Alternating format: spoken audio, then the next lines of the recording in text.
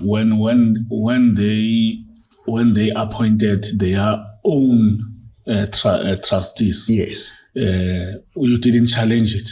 That look, we are Alzu, the beneficiaries. We need to have our own people represented there. We did. Okay. That's why we said, look, we're gonna have our own trustees, and then we submitted the documents stating to them that, look, this is what we want. This is our trustees. It's there on the papers. I'll just show you now.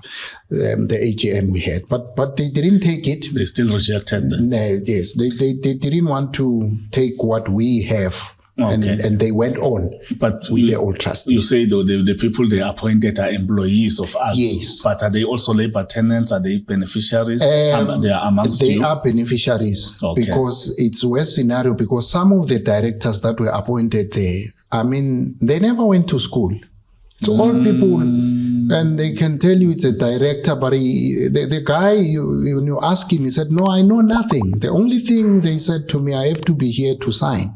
I know nothing, and I cannot question my boss. I cannot go against him, because now, I mean, I value my job. So it was one of those. Okay. And that was one of the things that we questioned, because we once called the department, which the project manager by then was Thabang Mutaung. He's still working for the department, but he went for the higher position. Okay. And then that was... where is he based in Mpumalanga? He was from Mpumalanga, probably went to the, as I've heard, he went to the national position, and of which he was a project manager. And we once approached him, and together with the director of Nkosana Trust, Nick Elliott. Yeah. And by then, they didn't have time for us. And you could see Nick Elliott was so arrogant in such an extent that he will tell you that, look, guys, when we want to address the things of that matter, they said, no, look, I'm playing golf. So now you're wasting my time. I need to go and play golf. I'm talking business here. I don't have time to go around and make unnecessary meetings. And you could see the guy, the way he behaves, that no, something doesn't add up here. Even both the directors of Alzu, if you question things of that caliber, you tend to be a victim.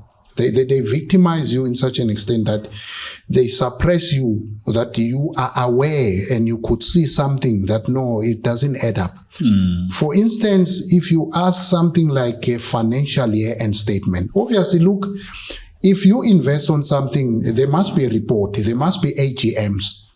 They must report to you regularly. Yes. Annual general meetings that, look, come to the to the beneficiary and explain the whole matter to them. The money, how is the company growing? What's happening? No, you don't get those reports. It doesn't happen, and it never happened. But now, yes, as you form this company, the department buys you shares. Yes. Did the department indicate what will be their role going forward after the deal has been done, to monitor on your behalf or to assist you with capacity to be able to monitor what is happening with the money they invested on your behalf? The department never actually came on board to explain, because we asked him one question that, look, how can you invest that amount of money and not overseeing that what is happening there, because you are the one who's at the forefront of the whole thing. And there was district director of, her name is N.G. Mameja. She was in Witbank by then. Yeah. And then we asked her that, but how would this happen, that you just neglect us in that way? And then we asked the department, the Alzu, and Alzu said, no, but it's got nothing to do with them. And then you also said it's got nothing to do with you, because you said that even if you went further and she went further stating that, look, Alzu said they've got a good relationship with you guys. So why are you crying out in such an extent that you feel like you are not getting anything? Be blessed and be happy, because we are getting 3,200 every month. So, every year. If you can, take a closer look, investing 111,000 and it generates 3,000 a year. I mean, it doesn't make sense. And without any financial year-end statement, without you telling us, making an AGM that this is so much that has been done. And if you look Alzu, that's what they always say, we are an ever-growing company, right? But what's happening with us? Because Alzu, it's the one that is one of the farms that are at the forefront of evicting people. You are not allowed to erect a better, decent house. I mean, the very same farm. But you could see on their website, they are very charismatic, they are very good, they are fueling South Africa and everything is going well. But inside those farms, it's a mess. People are suppressed. People are not enjoying that life, what they promise them. But it's ever growing. Okay. Look. Yeah. Yes. Now that raises another issue. That's the business side of things. That's the money the government invested. Yes. But what did they say about your tenure rights on the land? Because now you're saying people are getting evicted, which means that aspect is not covered.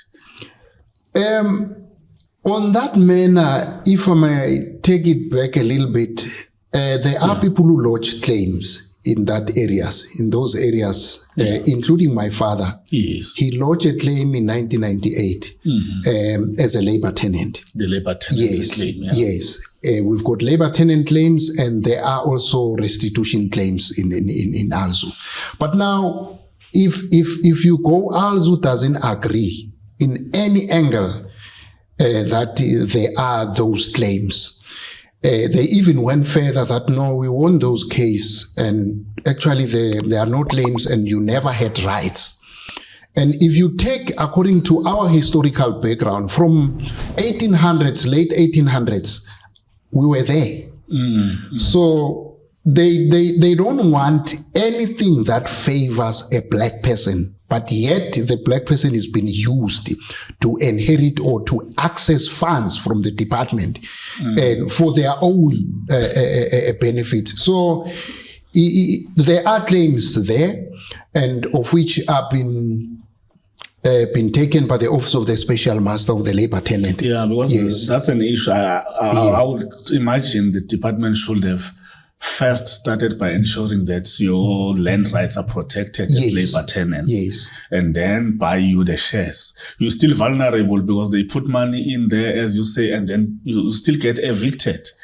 Exactly. And well, the last time in Parliament, the labor tenancy claims there's a problem, there's a backlog, the department has not done enough. Exactly. This is what has happened. The reason why the office of the special master has been appointed by the Constitutional Court is because labor tenants were crying out that the departments, South Africa, the whole of South Africa, the department is not doing anything to help the labor tenant. It's a pity, as you say, that such huge amount of money, it's been invested at Alzu for me as Stanley Mokoena to benefit. Yet, if you check, because they opened the cases against me, Alzu, a few weeks back, where they even stated that I don't have rights to stay there. I mean, it's not them who can decide that I do have rights or not. I was born there in 1979. And there's a claim. Yes, there's a claim. There's an existing claim there, yes. So in other words, I've got rights on that farm. So Alzu only came in 1968 on there, long before my old my forefathers were there. So it's like, I don't know whether it's somebody who's giving them wrong information for them not to read and understand the law about the labor tenant, because it feels like your rights are determined by them, not the law, not the court. So that's how they behave. So you could see from a distance that the way they are behaving, it's something that tells them that there is something or somebody or their legal advisors are not good in reading the law and the acts of the labor tenants.